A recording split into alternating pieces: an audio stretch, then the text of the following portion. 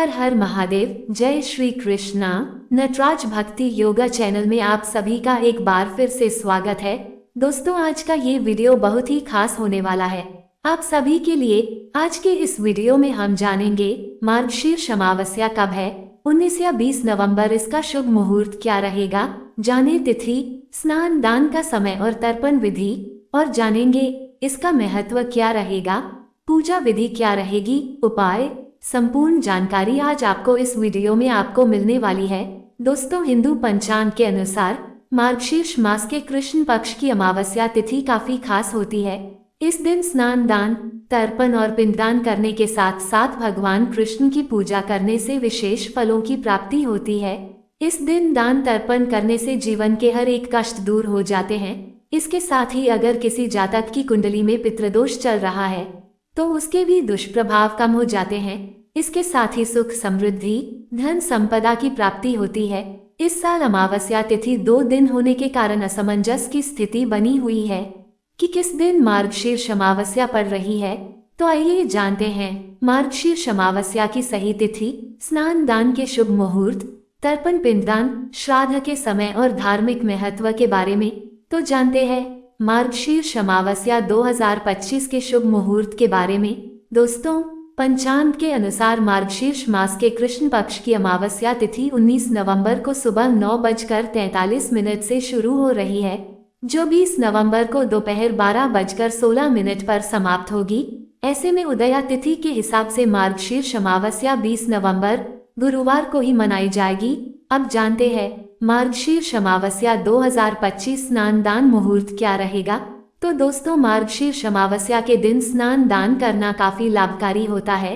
इस दिन ब्रह्म मुहूर्त में स्नान करना सबसे ज्यादा लाभकारी माना जाता है। इस दिन ब्रह्म मुहूर्त सुबह 5:01 से लेकर सुबह 5:54 तक रहेगा। और दोस्तों, मार्गशीर्ष अमावस्या 2025 शुभ योग जो बन रहा है, इस साल मार्गशीर्ष अमावस्या पर काफी शुभ योगों का निर्माण हो रहा है।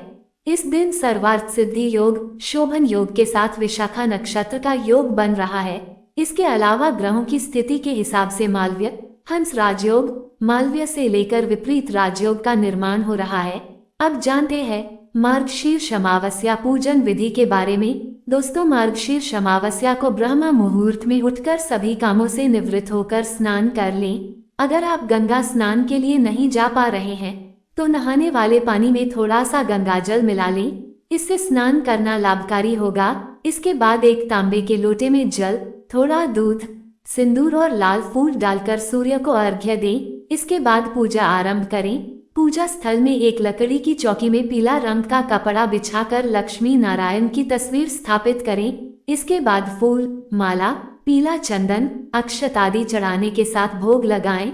इसके बाद घी का दीपक जलाएं और ओम नमो भगवते वासुदेवाय और ओम श्री महालक्ष्मी नमः मंत्र का जाप करने के साथ विष्णु चालीसा, कृष्ण चालीसा का पाठ कर लें। अंत में आरती करके भूल चूक के लिए माफी मांग लें। दोस्तों, अब जानते हैं कि मार्गशीर्ष अमावस्या को तर्पण कैसे करें। दोस्तों, पूजा के बाद अमावस्या तिथि को पितरों का तर्पण करने का विशेष महत्व है।